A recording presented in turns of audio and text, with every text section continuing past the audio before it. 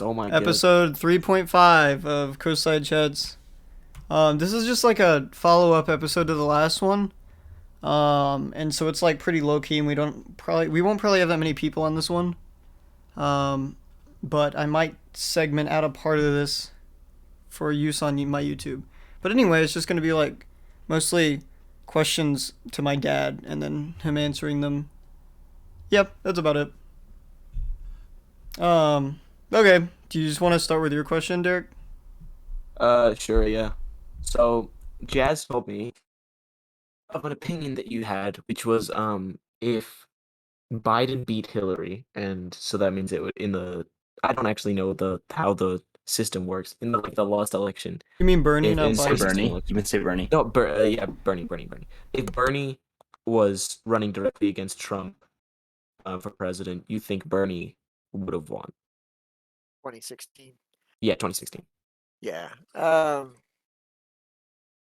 Yeah, actually, I was going to save that for another podcast, the one where we're going to talk about how the political system changed over a number of decades, Yeah. because I think it's a consequence of the way in which it changed over decades that made me believe that that was true. So I'm not going to lay out the whole explanation right now, but Jazz said that you really wanted me to talk about this. Yeah, because I thought it was odd. Okay, so well, first off, it's important to understand that Clinton would have won by about 8 percentage points, which would have made an electoral victory for Trump out of the question. If James Comey had just been, professional enough to Hmm. abide by his obligations as FBI director and handle things the way they've always been handled in the past, but 10 days or something like that before the election, he threw a big monkey wrench into the election, and it freaked out enough voters that she lost about 5 or 6% off of her plurality. So Yeah, she this ended makes up sense. winning. Yeah, so she ended up winning by a narrow margin and lost an electoral college defeat. But if Comey had done what was professional and had not interfered in a way that made no sense, given what investigation had already taken place with respect to the email server, uh, I'd have to go back and look at the details and all that stuff to really hash it out. But the bottom line is, though, he had no business sending the letter he sent to Congress, and the publicity that that received within the news media, within the campaign in the last, made people a little bit uncertain about Clinton at that point, and that cost her the victory. Yeah. And that was tremendously more significant in the outcome of that election than Russia's interference in the election. Russia's interference in the election may have been enough to be decisive, only because the popular vote count in certain states was as close as it was. So, because Trump barely squeaked out an electoral college victory in some of the states, if Russia had not interfered, that might have made a difference. But they only had a very small overall effect on the election. Comey's letter was tremendously more significant. Um, but setting that aside, that Clinton would have won herself if that hadn't happened. So one can assume that Sanders would have not had that disadvantage. Okay. But why he would have been in a stronger position to start with than Clinton has to do with the nature of a subcomponent of the electorate in the Rust Belt, the Midwestern states that used to have heavy industrial manufacturing. Hmm. They've lost a lot of their manufacturing base, but what did they lose when they lost their manufacturing base? They lost a lot of union jobs. So there are a lot of people in the electorate, you know, younger than me that maybe would fit into a younger generational cohort, but their parents, a lot of times their parents had good union jobs, and so even though they might have had only a high school education, they had paying jobs that paid quite well, and that contributed tremendously to the growth of the middle class in the United States during the 20th century. So when the manufacturing base was undercut, those jobs were lost, and Yeah. people were making substantially less money than they otherwise would have if those jobs had still been available and they had been able to work their way into those jobs through joining the union and gradually getting more work hours and eventually getting a good upper middle class lifestyle. But what happens is that that seeing their parents make a good living and then finding out that it's difficult for them to make a good living under the circumstances that they faced, um, caused a lot of people to be bitter towards the system. So, I mean, we Yeah, all know yeah. about the gross inequality of our system, our economic system. But but when people are frustrated by that and feel like they themselves are getting shortchanged in the system, then that causes them to become bitter. So, if you just had to identify two attributes that are most common among Trump voters, now there's many, many factors why people would choose to vote for Trump. Lots of reasons why people might choose to do so. But if you had to identify the two most common attributes that are representative of his supporters across the country as a whole, the two things that you would identify as most probable would be either they're bigots or they're bitter. And Okay, that makes sense. there's a correlation between bitterness and bigotry um, in some respects, but they're not identical. They're quite different from each other. And so even people who are not bigoted often experienced a level of bitterness within their own lives that caused them to cling to Trump. Why? Because Trump is self-evidently a very bitter man himself. So it doesn't matter that he's a Mhm. plutocrat, that he's a very rich commercial real estate developer. What matters is that he feels put upon all the time. That for all of his life, he's seen himself as being, The underdog. well, yeah, subjected to, subjected to critical commentary. People just didn't think he was that competent or that smart, or he's not one of them within the in crowd in New York City. So in general, he just felt like he was um, always kind of an outcast in a lot of ways within his Mm. among commercial realtors, among rich people in New York City, etc. So he's a bitter man, and you can see that he's a bitter man the way that he talks, the way he writes his tweets or whatever. Um, that appeals to people who are themselves bitter. They kind of glom onto that for a candidate to reveal it so obviously as he did. Caused a lot of people to identify with him on an emotional level, which had nothing to do with policy. Um, but he did strengthen his positioning with people who were bitter in the Midwest by also by campaigning as if he were a working class advocate. Now, ultimately, in office, he did nothing for the working class. But in his campaigning, and when people, in 2016, when people didn't know the results of his presidency would be, and they're open to candidates stating for themselves what their attributes are, what they're going to do in office. Um, Campaigning as if he were an advocate for the working class appealed to them in combination with a tendency for bitter people to glom onto him anyway. So he had strength in the Midwest and uh, across the Rust Belt, but I mean, even Virginia was much closer than expected in that election. So in Yeah. general, he had a surprising strength in those states that I think people didn't anticipate well. Um, so the difference between Trump and Sanders is that Sanders is not bitter, but he's authentically or genuinely devoted to the working class. All of his life as a politician, he's been devoted to the working class. When he was young, he was a socialist. I mean, I think he may still call himself a socialist, but when he was young, he was a naive socialist Yeah. in the sense that he didn't really make the appropriate distinctions between socialism of Sweden, which is democratic socialism, which is not really socialism in a very meaningful sense for the most part. Um, there are some in Scandinavia. They did experiment a little bit with nationalizing certain industries, but for the most part, it's a market centered. They're market centered economies, or they're basically free enterprise economies where they have social policies that are implemented to soften um, the inequities that are produced by the corporate type system that dominates economies nowadays.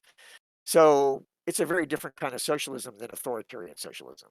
So Sanders, when he was young, he wasn't that great at distinguishing between the socialism of Cuba, or later even maybe the socialism of Venezuela, or the socialism of the Soviet Union compared to the socialism of Western European countries that are democratic socialist countries. So he was a naive socialist when he was young. He was an idealistic socialist when he was young. He's gotten a little bit more realistic about that as he aged. But he's always been devoted to that idea of working as of being a politician devoted to the interests of the working class. So that comes across as very genuine and authentic whenever he's talking, right? So if you'd had a campaign between Sanders and Trump, it would have been the populist versus the plutocrat, and it would have been self-evidently that kind of a contrast. It would be a very stark contrast. Like, it would have been He easier to see through.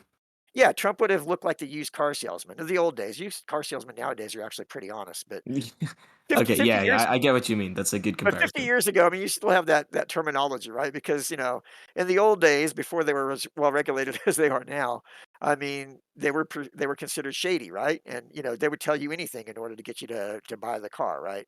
So Trump is the kind of guy who was campaigning as a candidate trying to appeal to working class voters who would just say anything to get the support of the voters. He didn't really have any roots, any ideological commitment, or any belief system that was well founded or philosophically justified or rationalized or anything like that. Mhm. So it was just, he'd say whatever he thought would work. Well, when you contrast Sanders talking about the issues that matter to the working class with Trump talking about the issues that matter to the working class, one of them comes off as a very phony guy, and it's not Sanders.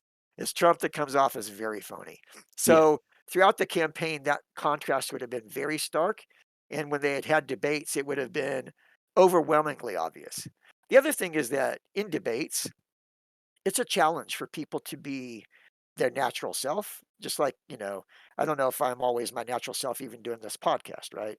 So when you're in a situation like that where you got, extra people listening to you and you got millions, hundreds of 100 million people listening to you on a presidential debate just before the general election, it's difficult for people to really present their natural personality well. Now, Trump had more experience with having been on TV as a game show type host or whatever for a period of time, but Hillary Clinton struggled a little bit with that. I think that she has a much more likable personality um, in social settings than she does when she's on TV, where she's just a little bit more. Um, it's a little bit more of an uncomfortable situation for her, and she just doesn't come off as naturally as she does when she's, like, with her campaign staff or other colleagues when she was in the Senate or whatever. Everybody who knows her personally seems to think that she's a wonderful person, but she comes off a little bit stiffer, a little bit more, arrogant maybe when she's, doing a television interview or participating in a debate. So she doesn't flourish in that environment as much as she could potentially if she was able to present her natural self. A better example of that, though, was Al Gore. You guys weren't even born when the 2000 election occurred, but Al Gore was very stiff and wooden in all of his public presentations. But again, in his social situations as a vice president working on decision making in the White House, he was very easygoing, flexible, easy to interact with, but came across as robotic as a candidate. But Sanders would not have been like that. I haven't seen a debate where Sanders ever looked unnatural. Sanders in a debate probably is just like if you met Sanders and shook his hand and talked to him for 20 minutes about, the kinds of policies he's really interested in. So he's just he's just so fervent in what he believes that his true self just shines through all the time. So Mhm. in the set of debates between Trump and Sanders, it would have just been an utter blowout. Now, Yeah. it was anyway, in the sense that nobody thought that Trump performed better in any of the debates than Clinton. She knew what she was talking about. She knew her stuff, and he was mostly a fool. But um, the contrast between Sanders and Trump would have been more dramatic. You would have really seen that contrast of a genuine person caring about the American people as a whole, and the guy who really just was in it for his own personal self interest. So to me, it would have been the populist versus the plutocrat. It would have been it would have been covered that way, and people would have thought about it that way. And to me, that would have resulted in a blowout victory for Sanders. I don't think it would have been anywhere near as close as it was.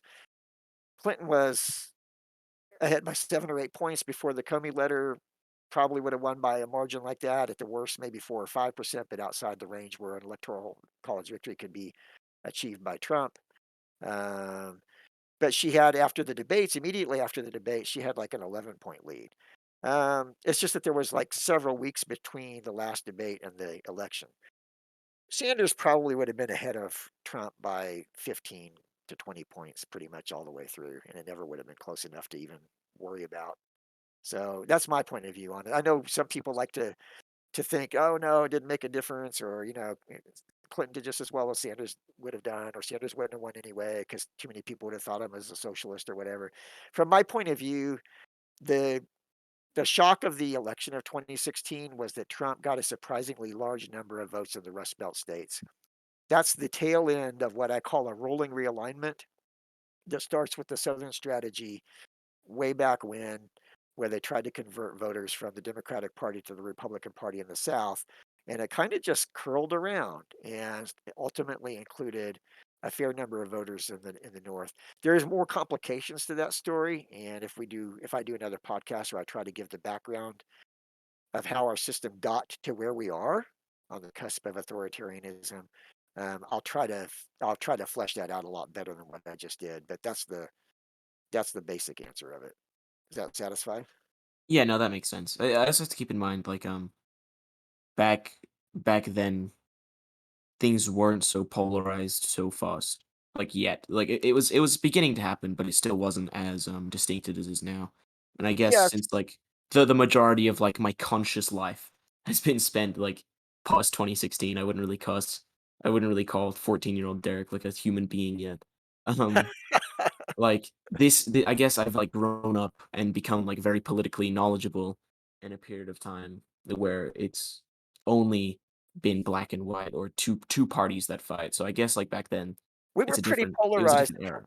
I think we were pretty polarized in 2016, I feel but, like less so now, at least, right? but Oh, I I mean guess there was the Obama tan suit thing, which this kinda sticks out in my mind as, like, a big thing. yeah, Yeah, no.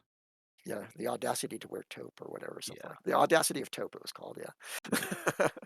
Um, so, um, what Jazz had asked me during the 2020 campaign if Sanders wouldn't have the same advantage over Trump, and the unfortunate aspect of that is that once people lock in emotionally to a person, it's hard to get them to change their views. So Mhm. I think that disproportionately those alienated voters, many of whom weren't participating in the system but chose to vote in that election because they found Trump appealing for various reasons, um, they they would have chosen Sanders given the opportunity when it was a clean choice between them.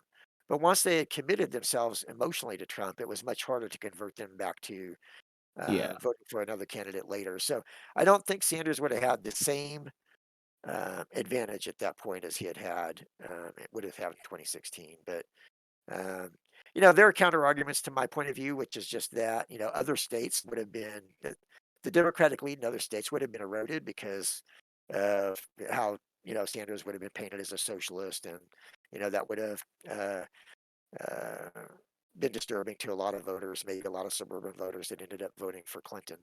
And that might have made a difference in some other states. It's hard to imagine any states that would have been in first place. I just think that that's not right. I think he would have won in a blowout. But even if I was wrong about that, it's hard to see what other states would have been close enough that that would have been more decisive than what happened in the Rust Belt, where Sanders would have definitely been a stronger position. So Yeah. That does make a lot more sense. I did mean to do. Oh, go ahead. Oh, no, no, no, I was just gonna, like, talk about it a little bit more. I don't really have too Oh, much go new ahead. to Yeah, say. keep talking about it. Yeah, It's talk the about same thing. I was just gonna just be like, "Yeah, that makes sense." it. If you have anything else to say about it, go ahead.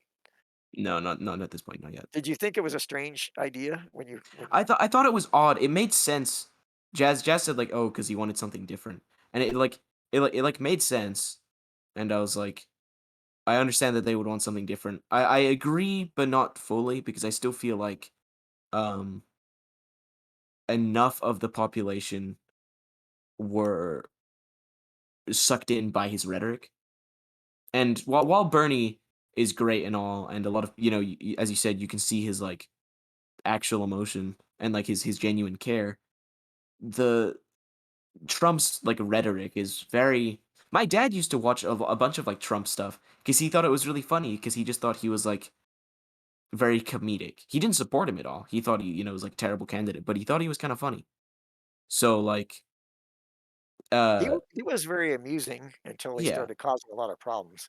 yeah, exactly. So it's like I feel like his rhetoric was still strong enough to win, even against like like even against Sanders. I feel like he still would have like he still might have won just because his rhetoric and his character, his like stage character was so strong. And I don't feel like Bernie really stands out as much. Okay. Um, I did mean to start this with an errata sheet, which I forgot to do. So corrections. So last week I did say that when I was talking about amendments, we were talking about getting an amendment for electoral college, right? Mhm. And I said the ERA was still out there and it hadn't expired. That's not true. It did expire way back when. It expired a long time ago, but only 35 states had ratified it by the expiration date. 38 states now, which is the minimum requirement for a constitutional amendment, have ratified it now. But because it's expired, Congress basically has to change or eliminate the original expiration date. There's some complications with that because they put an expiration date on it. Are they stuck to that or not? So ultimately, that kind of has to be settled by uh, how people interpret the unwritten constitution, as I described it, because Congress in the written constitution has the authority basically to establish the parameters of the amendments and the framework for it.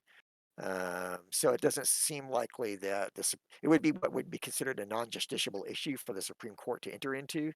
So it seems like if Congress decided that it were passed with the 38 states by changing the expiration date, that it would be done, and there's nothing the Supreme Court could really do about it. And there's nothing the executive branch could do about it either. At least that's the contention of some members of Congress. But they haven't been able to change the expiration date because of the filibuster rule. Yeah. Um, so it's still in limbo at this point. 38 states have ratified it. 5 states tried to unratify it, but there was a determination in the past that states couldn't unratify their ratification of an amendment because after the 14th and 15th Amendments, Southern states tried to unratify their ratification of those amendments, and it wasn't allowed. But the argument now is that maybe there's no justification for having any expiration date on an amendment because the most recent amendment that was ratified in the 1990s, 1992, was an amendment proposed by James Madison in 1789. So they passed it in 1789 through Congress, and it never got passed by enough states to be ratified until 1992. So it doesn't seem like there really needs to be an expiration date on amendments. So it may be possible that the ERA could still end up being a part of the written constitution.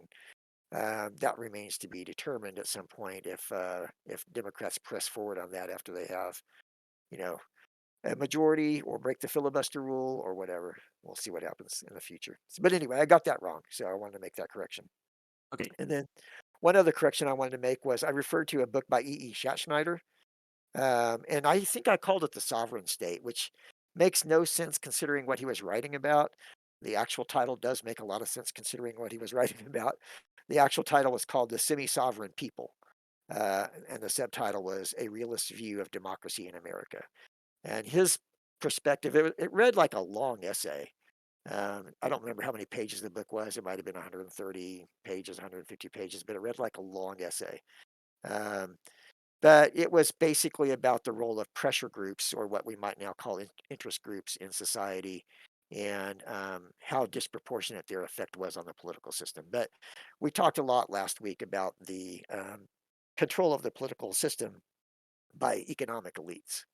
So most of the political elites were economic elites, and that's and his basic argument was even though we've democratized our system substantially, it's still not anywhere near an equitable system for most people. In other words, not only do we need the font size of democratic to be bigger, but it's still not a very good republic, in the sense that the interest groups are not equitably represented very well. So in my conception of a republic, or what I call the modern conception of a republic, um, I had intended to talk about Schuyler's question on geographic the geographic organization of the republic, but he's not on, so I'll save that for another time because I didn't quite get what he was getting at the time, but I think what he said or what the question he posed was an interesting question. I want to address that at some point when he's available. And then the other thing was I did not answer Keenan's question properly either because he asked about court packing specifically, and I talked about the undemocratic nature of the Supreme Court through most of its history, the elite, elitist of the elites kind of kind of a representation on the court, and in the 20th century it became a useful component of our system to moving our system forward towards a fairer system, closer to a democratic republic, by finally applying the 14th and 15th Amendments more reasonably. And then I went on a rant about the hyperactivists. So I forgot to answer his question about court packing specifically. And what I would say about that is that court packing is going to occur at some point, I think. Um, if we slide into authoritarianism, then there probably is just a little bit too much obstinacy on the part of those individuals that are on the court right now, thinking that they're independent and that they have a lot of authority and they have a significant role as a co-equal branch of the government. And under authoritarianism, that's not going to be tolerated.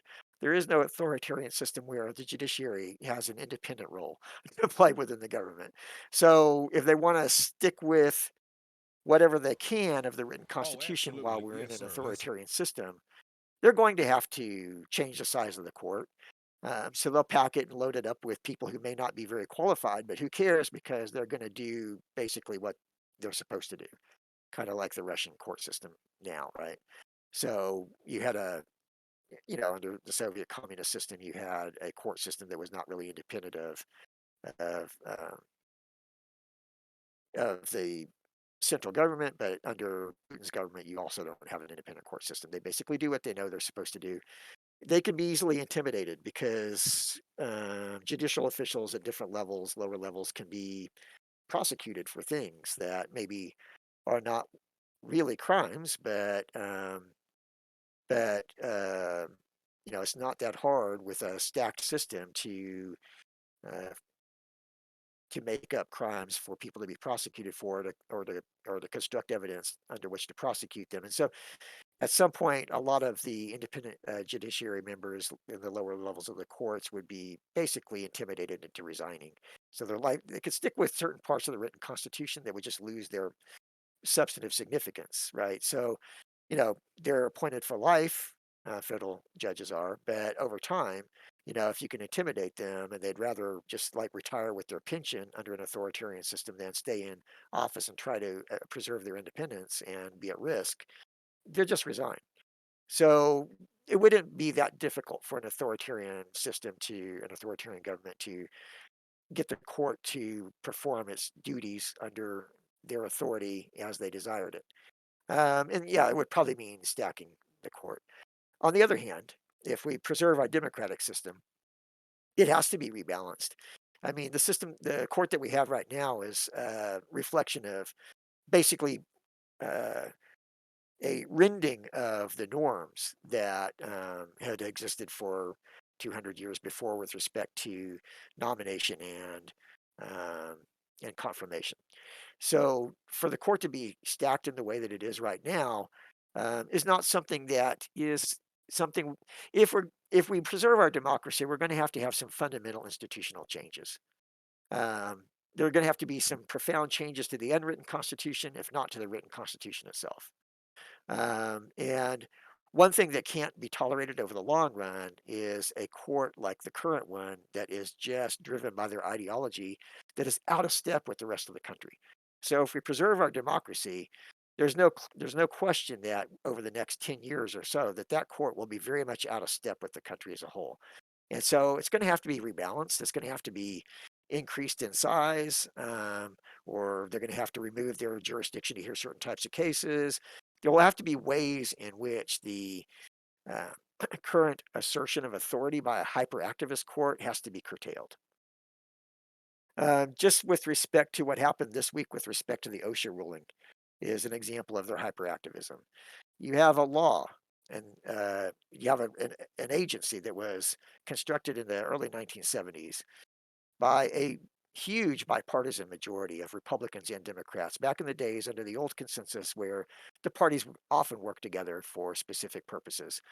And so you had huge bipartisan support. It was signed by a Republican president, President Nixon. It was very clear what the powers of the OSHA were. It was very clear that they had the power, the authority to act as they did to require vaccinations in among employers of a certain size of employees. So companies that have at least 100 employees fall under the regulation that the Biden administration had put into place. So the regulation they put into place was that, that employees either needed to be in those companies, ones with over 100 employees, either needed to be vaccinated or regularly tested. So it's very clear that OSHA had the authority to do that. They also took the time. They delayed probably longer than they should to put that into place. Longer than they should to make the decision because they spent time evaluating whether it was the right decision and getting appropriate medical expertise to help them inform their decision making process. And then they gave companies plenty of time, like many months, before they had to actually implement the policy. So it was certainly within their authority. It's clear that they evaluated it carefully. The judgment is sensible. It's based upon actual medical expertise. They had um, data analysis um, that gave a reasonable representation of the amount of lives that could be saved and the amount of hospitalizations that could be avoided. And in spite of all of that, the ideologues on the Supreme Court decided that they know more, that they know more than the doctors who that were consulted in making the decision, that they know more than the regulators that have career expertise in the subject matter, and that their decision, their ideological decision, should be preeminent. And so they struck down the vaccine, or they put a stay into effect that it can't be enforced as a policy. Um, that's an example of hyperactivism, right? You had legislation 50 years ago and authorized what action was taken. The action was eminently reasonable. And for ideological reasons, they said, no, we're not going to allow it. We're going to overrule the legislature on this point because from our ideological standpoint, the government should not intervene in the economy. The government should barely ever regulate anything in business. So we're going to try to strip away government regulations wherever we can find them, and this is an example where we can do it. So we're going to use our ideological perspective and make an ill-informed medical decision. When they were questioning the attorneys during the presentation of oral arguments before the court, which was available to the public to hear, some of the Supreme Court conservative justices sounded like they'd been reading internet rumors about vaccines, and they had no clue about the vaccines. The Solicitor General for the United States, on behalf of the Biden administration, had to inform, I believe it was Justice Alito, that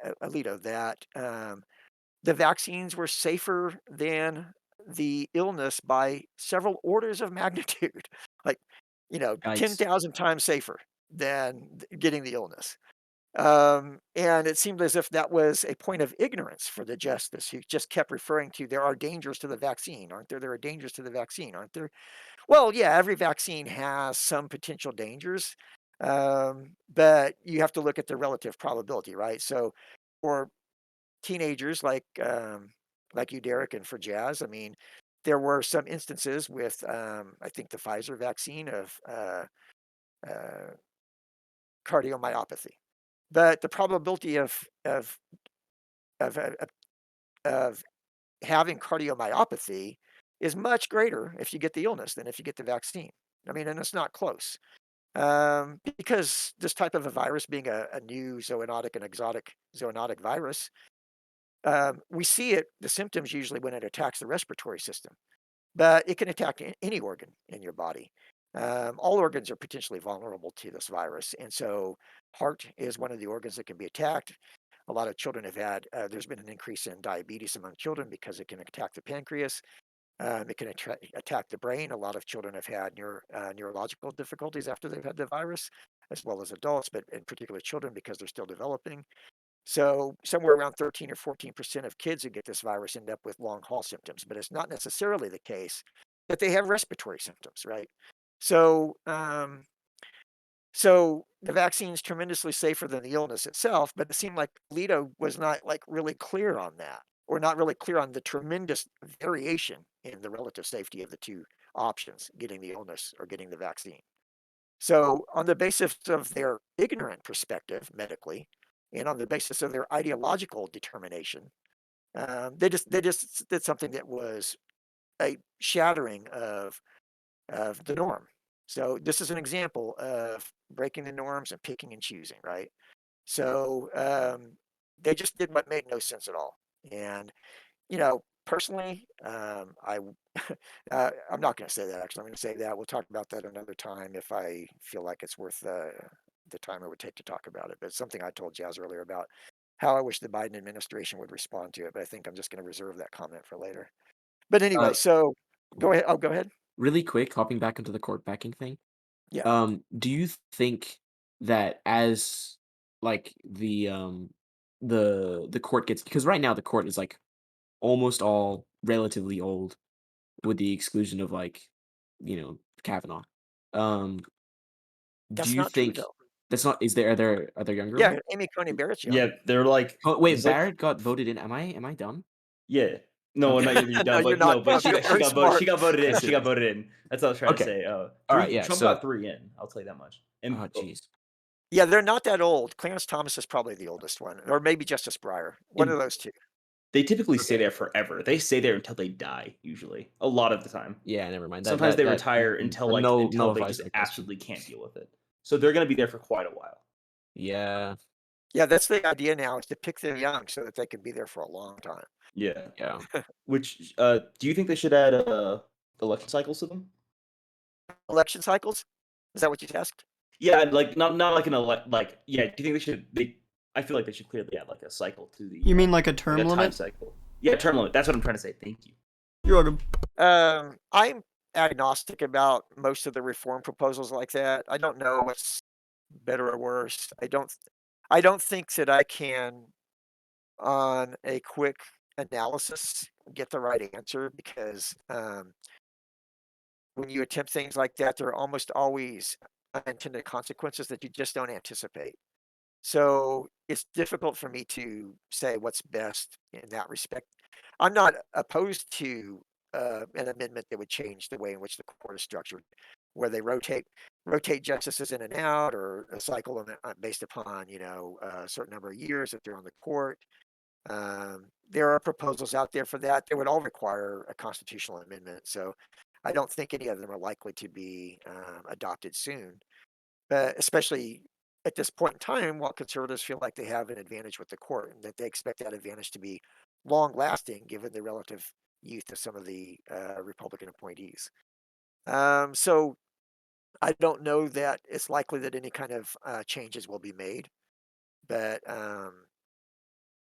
but I do think that with the system that we have now, because of the audacity of the court with respect to its pursuit of its ideological objectives with um, very little restraint, self-restraint.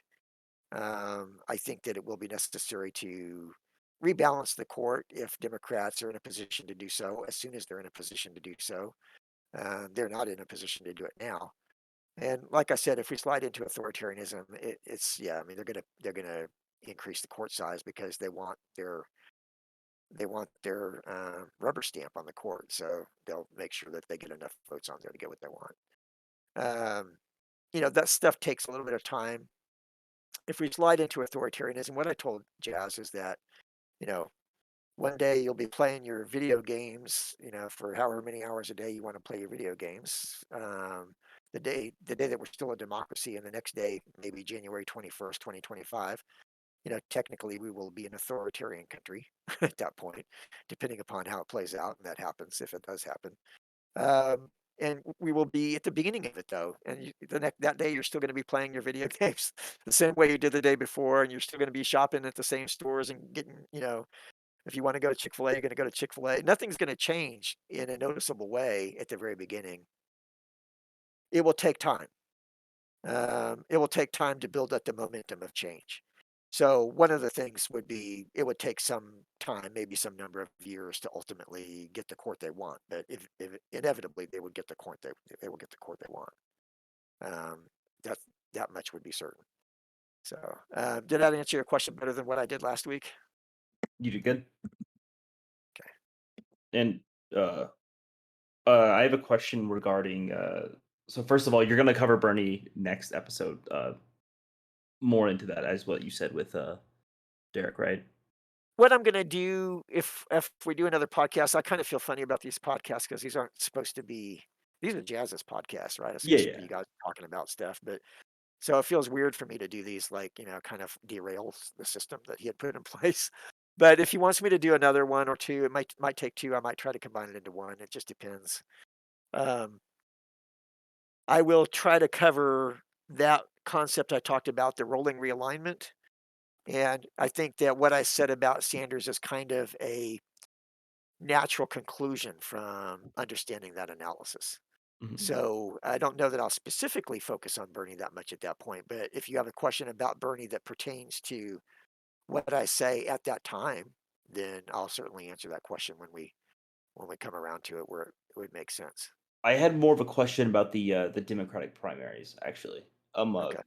Do you feel that they do better job at projecting what Americans or Democrats in that case want as compared to the our actual presidential election? Ah, Or do you feel like the Democratic primary has also that it doesn't accurately represent what people want? huh. That's a good question. I'd have to probably think about a little bit. Okay. um, I would say that. So way back in the day when they started to try and think about how to apply economic concepts within political science, um, there was a guy, Anthony Downs, I think is his name, wrote a book called The Economic Theory of Democracy, I believe was what it was called. I have it somewhere around here. I'm probably screwing up the name again like I did last week. But anyway, in that book, the idea back in those days, but this was under the old consensus, right? So the idea was that both parties would tend to elect candidate or nominate candidates that would be towards the center of the overall ideological framework within which Americans fit. The idea being that if you think of it like a bell curve or something like that, a normal curve or a normal distribution, that the idea at that time was that Americans were mostly in the center and that you had people on the extremes, but they were small in number, relatively speaking, or proportionately.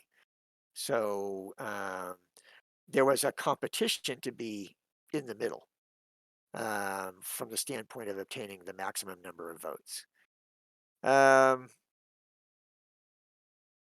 that was an attribute to the extent that that was right. And I'm not going to suggest that it was ever completely right, but to the extent that that made sense as kind of a rational actor's model of economic behavior in the political system, it made sense within the old consensus, in which, like I talked about, OSHA was passed with a very large bipartisan majority. A lot of environmental legislation in the early 1970s was overwhelmingly bipartisan and signed by a Republican president. To the extent that we were in the old consensus, there was a lot of overlap between the parties.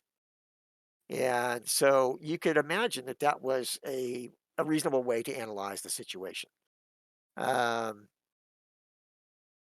And so sometimes there was a sometimes people would say that the reason that a lot of voters within the electorate were apathetic and didn't even bother to vote was because they couldn't really make out any difference between, excuse me, they couldn't make out any difference between the candidates of the two parties.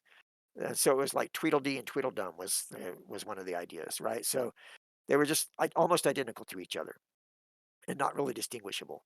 And that's consistent with that economic theory of democracy idea. Um,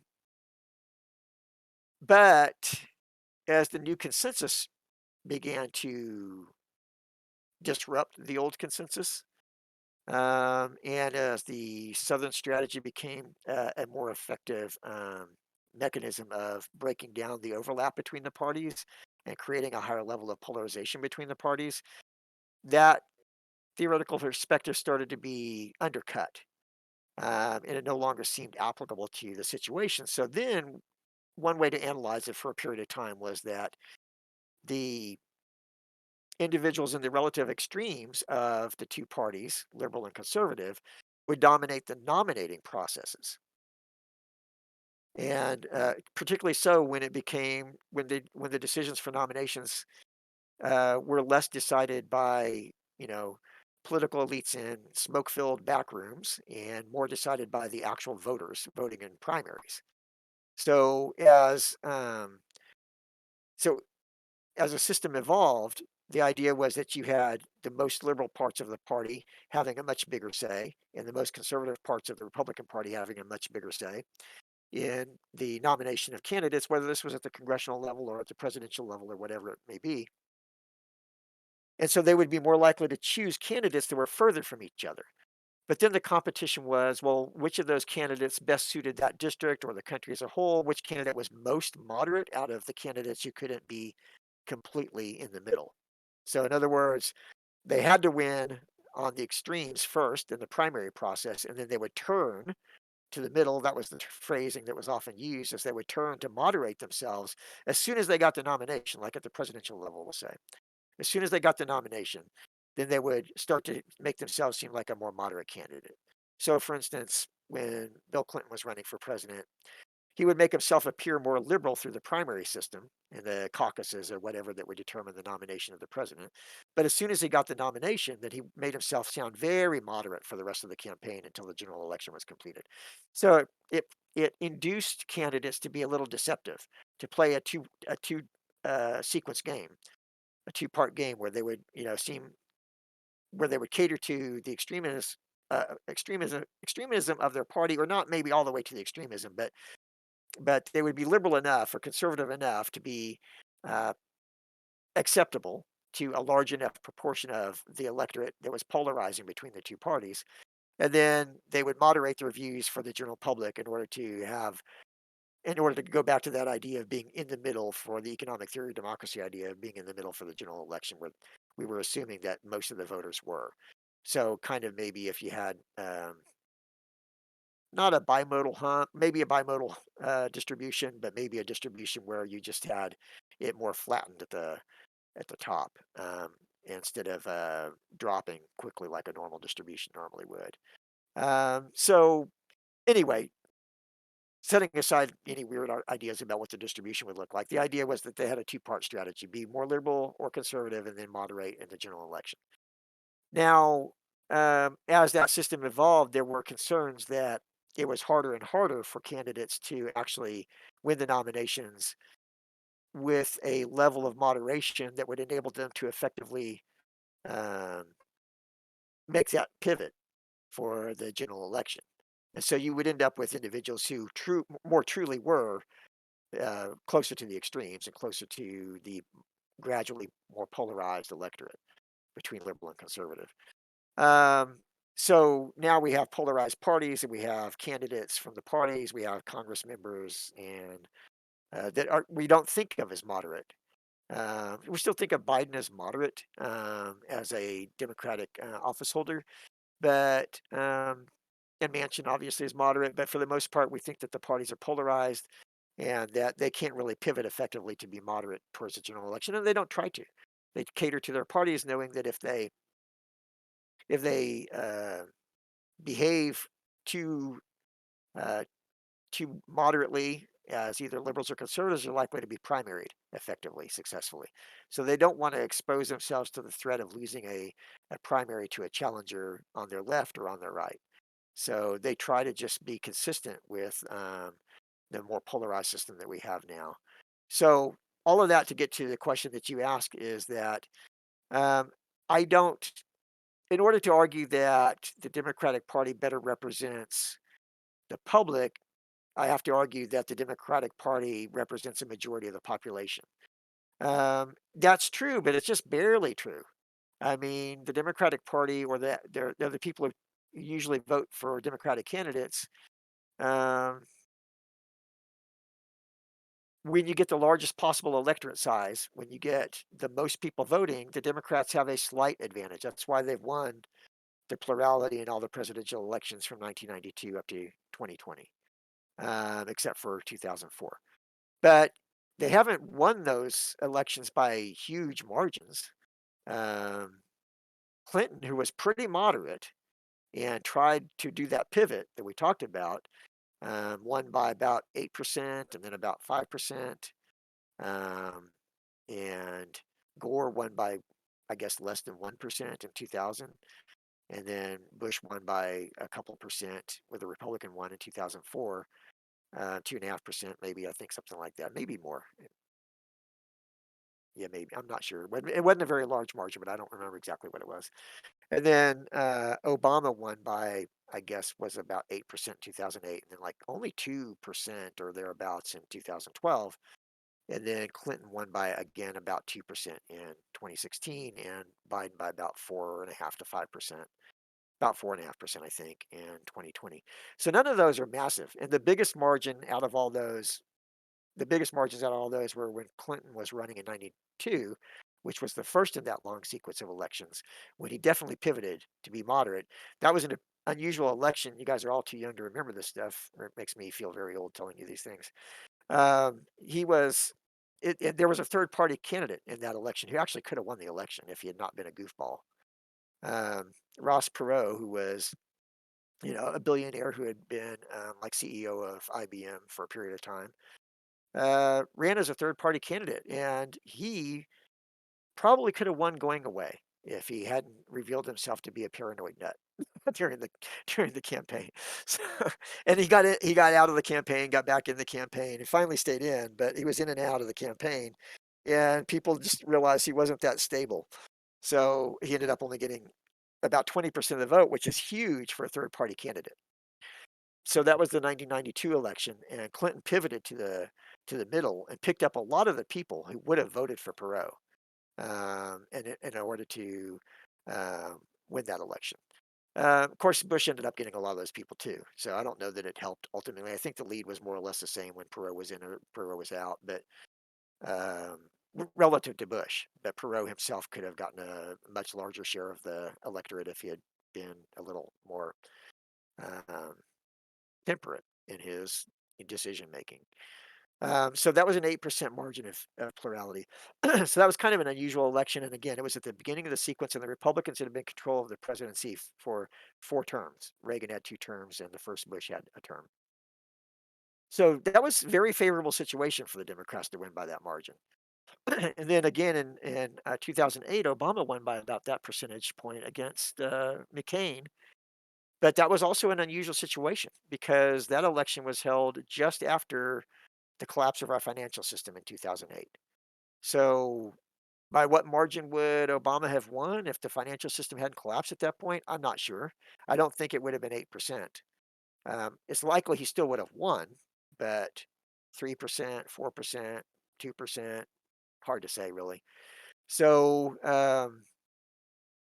so the Democrats haven't dominated. So the Democrats are a little bit the majority. The candidates that the Democrats run represent a slight majority of the country, but not an overwhelming majority of the country, which is why there's not a strong incentive for the Republican Party to moderate itself. There's not a strong incentive for the Republican Party to reform itself. Um, and there's not even a strong incentive for the Republican Party to like split up into 2 parties, which is what I would prefer to see. But more on why I would prefer that will come in a different podcast. But it has to do with the way in which the Southern strategy actually was put into place, and the way in which ideological views were aligned in a peculiar way that's not necessarily natural. So we'll talk about that more later. But so to answer your question specifically, I think that both parties represent nominees that represent their base well, um, and that we are so closely divided with respect to our political orientations right now, whether those are policy based attitudes and beliefs or whether those are just um, personality driven attitudinal perspectives. So, you know, Trump's policy agenda, even in 2016, was very light. It was very empty. Other than, anti-immigrant, there wasn't that much to it. And he didn't have much that he desired to do as president other than the traditional Republican agenda of cutting taxes for the rich. So um, he wasn't really running as a candidate on a matter of policy other than xenophobia, and cut tax cuts for the rich, which kind of held that coalition together of the Republican Party. And, Clinton had a heavier policy agenda, but that's characteristic of the Democratic Party. There's things they want to do. At this point in time, they see that we need to make a lot of improvements in our society that other countries have already made, and that we've fallen behind by several decades or more. And so they kind of feel like let's get on the ball and get some things done. So they're going to have a heavier policy agenda. So the division of the parties right now, or the electorates, the division of the electorate into two polarized groups, in part it's policy driven, um, but it's not completely policy driven. A lot of it's personality driven and culture driven. It's not even about, with respect to cultural conservatives, it's not even just about the policies of cultural conservatism. It is to some extent anti abortion, um, controlling immigration, um, what gets taught in the schools, um, whether or not gays should have had the right to be married, things like that. So those are actual policy matters that are significant or salient to cultural conservatives. But um, a lot of it has to do with their identification with the people that are making themselves most notorious within the party. So some of it has to do with, you know, thinking back to when they were young and what the culture was like then, or, identifying with people who have the attitudes that they have, even if it's just like being abrasive, like Marjorie Taylor Greene or Paul Gosar or whatever. They just like the abrasiveness. So some of it has to do with the attitudinal kind of perspective that maybe produces a xenophobic policy preference, but it's really more about, do you have some attitude about you that fits what my attitude about the country right now, which is I'm pissed. So if you're pissed and I'm going to vote for you, and it's not really about what policies get pursued. Um, so I can't answer your question any better than that because all I can say is that neither party really is in control of the electorate right now. When more people vote, Democrats have an advantage. When fewer people vote, in midterm elections, where it's usually going to be the out party that has the advantage. It can be the Democratic or Republican, but it's just a close divide right now. It's a dissensus. I don't know, Keenan, if you were on. I know you were on for almost all of the podcasts last week, but I think there were periods of time where you left or whatever. So I don't know if you heard those parts. But when I talked about, I think the disintegration of the norms or whatever, I think that might have been the part in which I said that we're not in a consensus right now. We're in a dissensus, um, and because we're in that state of dissensus right now, it's hard to say that either side has a clear-cut majority. I could definitely see ways in which um, the portion of the electorate that supports Republicans right now, that are the portion of the electorate that is amenable to shifting to an authoritarian system away from democracy, that doesn't find that a unpalatable prospect, I can see where that portion of the electorate could grow, and it could stifle what I called before the emerging majority, the emerging consensus. It could stifle that, and you could have something like the old consensus, become more dominant again. That's something that could happen over the next few elections, just depending upon how the political campaigns themselves play out. But it's also something that can occur over a longer run of time in which authoritarianism predominates within the system. In other words, if we do slide into authoritarianism, the probability of a more culturally conservative society developing is likely to occur for reasons that I was going to say for the end of the podcast when I talk about the probable consequences of authoritarianism over time. And again, that's just speculation on my part as far as how it will play out.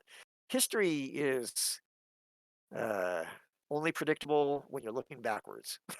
So trying to anticipate what will happen in the future um, is difficult. You're very unlikely to be correct about a lot of specifics.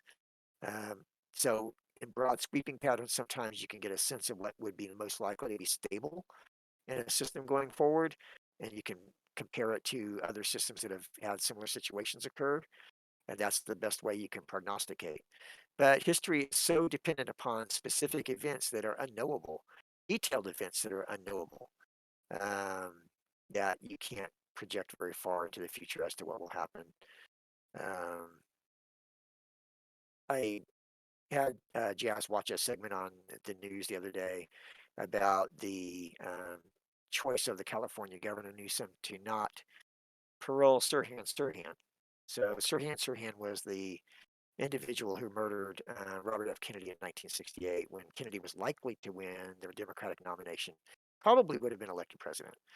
So you can look at that event and say, well, if that hadn't happened, how would history have been different? Well, we probably would have exited the Vietnam War sooner. That's probably predictable. It would have, and beyond that, it's hard to say. I mean, I don't know if he would have been reelected in 1976 because that was in a period of time when Republicans generally had an advantage within presidential elections. I don't know whether he would have been an effective president or an ineffective president, whether he'd been popular or not. We would have avoided Watergate. So we would have avoided a lot of the disillusionment of many of the voters in the 1970s. The Democrats won enormous congressional victories in 1974 because of Watergate. But if Kennedy had been president and there had been no Watergate, I don't know how that would have turned out. So you can project you can project a little ways into the future of things when you have an alternative history. And then after that, you really don't know how it's going to play out. Some things you can say about authoritarianism and democracy because of the way the systems function, because of the characteristics of the systems, the attributes of the systems. So that's kind of when we get to the point where I'm going to speculate about the consequences of authoritarianism, I'm going to be guessing about what might happen in the future based upon what the attributes of authoritarian systems tend to be. But our system will be different. Um, it's possible that within our system, depending on who prevails and by what mechanisms that prevail within the system, it's possible we could have an American version of fascism. But it wouldn't be like Nazism. It wouldn't be like Mussolini. It wouldn't be necessarily like Putin's Russia. It would be our unique version based upon our history, given where we're at this point in history in the early part of the 21st century. And it's very difficult to know how much our system will move towards totalitarianism, or to what extent it will allow some measure of freedom of action of people. That's something that will be determined over a span of 30 years or 40 years. Difficult to say with any specificity what direction it will veer, because how it veers will depend upon the specific leaders, how charismatic they are, how determined they are, what kind of coalitions they can put together. All of that is hard to predict. So you can know some things about an authoritarian system in general, but it's very difficult to say much with specificity. What I said last week was that I think there will be some off-ramp opportunities for the first 10 years, but the best opportunities will be in the first 2 or 3 years. And after a decade or 12 years or something like that, if we're still under an authoritarian system, it will be unlikely that we will be able to exit that for a long time into the future. Why is that? I think the reason that that's true, that we can maybe have off ramps in the first few years, is because of what I said earlier, that you can't change from a democratic republic to an authoritarian system overnight. It takes time for the authoritarians to build their momentum and control the system. It would take time to replace the justices on the Supreme Court, for those individuals on the Supreme Court not to try to exert their authority within the system. It would take time for people to recognize that elections were not going to be effectively meaningful and to give up on them. It would take time for corporations to lose their sense of autonomy, their belief that, they're above and beyond the control of any national government now as multinational corporations. It would take time to rein in the various parts of society in a society which is extremely diverse, economically very complex, in which people are accustomed to a history of dissent and free expression of their opinions of all types. And so within those first few years, they won't be able to clamp down on that thing, the last thing, freedom of expression. They won't be able to clamp down on dissent effectively enough for some number of years after they would take control. And that would be their objective. And they will start moving in that direction as fast as they can, because that's the most important mechanism for stabilizing an authoritarian system, is controlling dissent, eliminating dissent. But we have a history of that in our country, and people will not easily give that up. So creating incentive structures where people are sufficiently fearful that they are willing to give that up will take a lot of examples and will be hard to achieve through institutional processes that already exist. And at the beginning, they have to work through institutional processes that already exist. So it will be very difficult for authoritarians to be very successful for a few years. And that's the best chance to get out of it. That's the best chance to take an off ramp.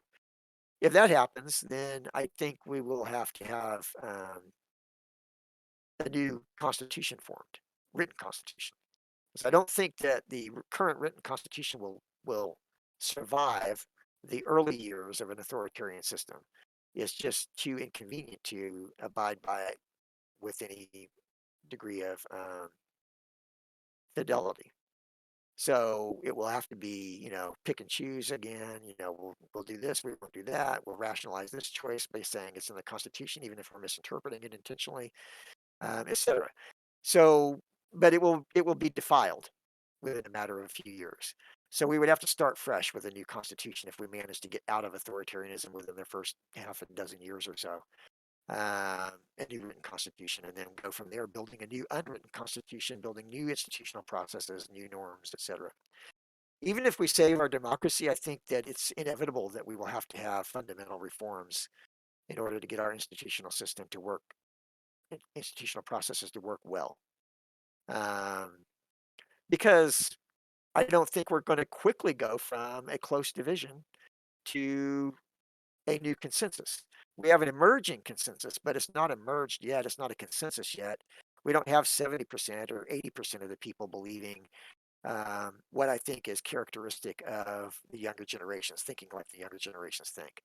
So until we get a much more prevailing, uh, until that perspective is much more prevalent within society, it's we're going to be in a long period of dissensus with a slight majority to the new consensus. And I don't think that the institutional processes that we have right now are performing very well in a polarized system. I think that's self-evident that our processes are dysfunctional. This is going to be an argument on behalf of authoritarianism. In talking to Jazz, I've explained to him that you're going to hear over the next couple of years, you're going to hear more arguments in favor of authoritarianism. You're going to hear more people saying that that's a better system than the one we have, because look at how dysfunctional our system is. Now, with respect to authoritarian systems around the world, they're already making that argument, right? So China's making that argument. Putin's making that argument. Viktor Orban in Hungary is making that argument. The leader in Turkey, I forgot his name right now, he's making Erdogan. He's making that argument, right? So they're arguing that authoritarianism is more effective than democracy. That it's more decisive and it's more capable of achieving its objectives as set forth by the political elites within that system. And as dysfunctional as our system is right now, it doesn't appear to be capable of socially rational processes. It doesn't appear to be capable of producing socially rational policies.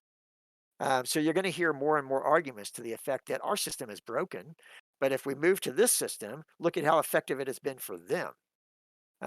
So there's already been a shift from decades ago when Republicans hated the Soviet Union as a communist system, and that animosity with the long-standing enemy of the United States persisted for a long time after the breakup of the Soviet Union. And not that many years ago, and still, I think a lot of Republicans in Congress still have a very, uh, have a lot of animus towards Russia and towards Putin. But gradually, you're seeing more and more Republicans become supporters of Putin, as if he's the model for a society that we should try to mimic ourselves after, that we should try to uh, uh, emulate. So you see more and more Republicans, more and more right wingers moving in that direction,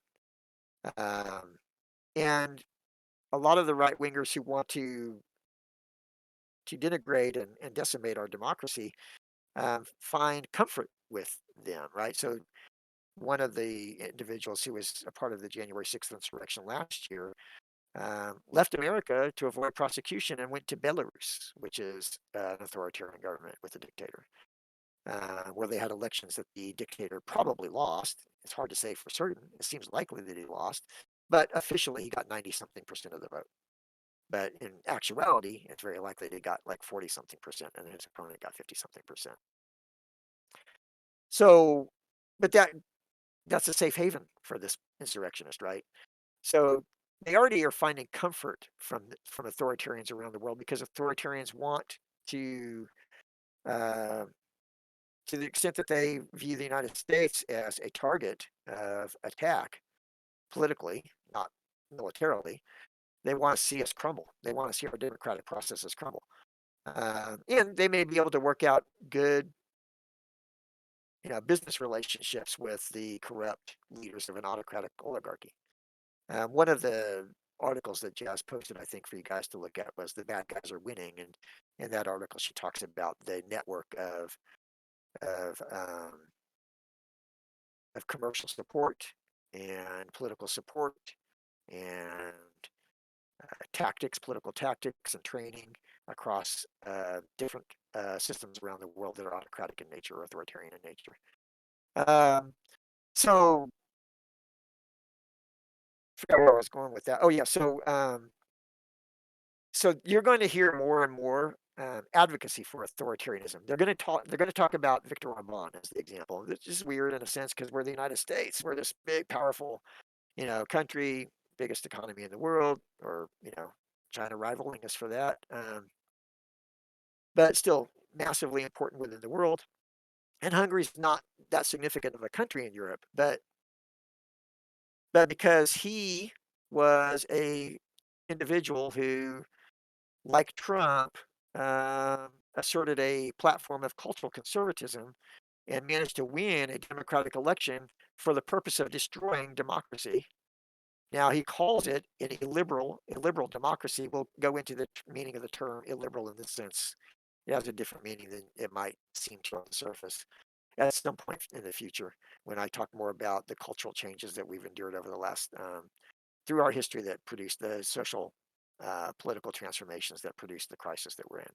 If we do that in another podcast, but he still calls it a democracy, but the objective is to make it not a democracy and just use that in name only, right?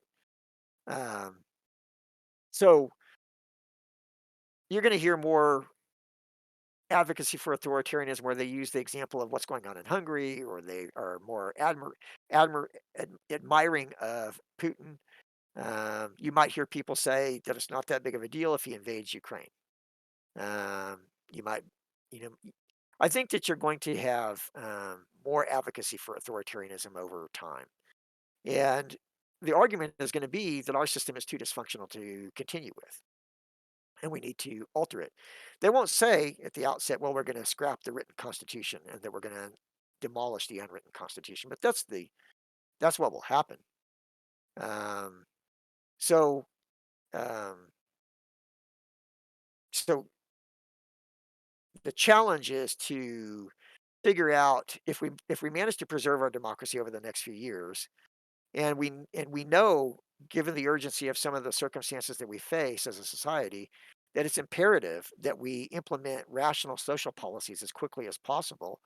We're going to have fundamental institutional reform. We're going to have fundamental changes to our unwritten constitution, if not the written constitution. We're going to have fundamental changes to our unwritten constitution that enable our institutional processes to work much better than they have under this polarized system of dissensus over the last 20 something years, because our system works well under consensus. And even if that consensus was a consensus of racism, it worked pretty well under a consensus with respect to implementing policies. Now that we're going to move into a different kind of social consensus, cultural consensus, um, until we get there, we have to figure out a way to make the institutions work without that consensus, but with small enough majorities that we know what the majorities in the system need, what they prefer. What we know what factional majority coalitions can look like, and we have to have policies that are consistent with that, that are hopefully socially rational. Um, and there's a lot more to be said about that too. But um, but I think that we're going to have fundamental institutional change one way or another. If it's not to the written constitution, it's going to have to be to the unwritten constitution. When I suggest what kinds of things we can do to save our system, I'll talk more about what kind of changes I think we need to do. I think that the changes that I would propose are unlikely to be implemented. So I'm hoping that there are other people smarter than me that are in the political elites of the Democratic Party who can figure out the kinds of changes that will work, that are palatable enough to Democratic political elites that they will actually implement them, that can save our system. I hope there's better ideas out there than the ones that I have. The ones that I have, for the most part, are just going to get listened to by a few dozen people anyway. But hopefully, the people who are interested in preserving our system and have contact with the political elites have better ideas than I do about how to save the system. I just don't know what they are. And they haven't been revealed to this point. I don't know what their strategy is if they have one. I don't know if they can persuade elites to demonstrate the level of unanimity within the Democratic Party that will be necessary to succeed. I don't know if they can persuade President Biden to do what may be necessary in order to preserve democracy. I think that I think it's difficult for President Biden to understand um, in a deep way what we're facing, because he lived most of his life under a system that worked well. So it's difficult for him he knows that the system's not working well now because he knows what it looked like when it did. But it's difficult for somebody who worked for a long time under a system that worked pretty well to lose the deep faith that they've built up over an extended period of time, and to give up on that and realize the kind of radical changes that might be needed to save the attributes of the system that matter the most. So I don't know to what extent anybody has any ideas about how to save the system. I hope they have better ideas than I do. I'll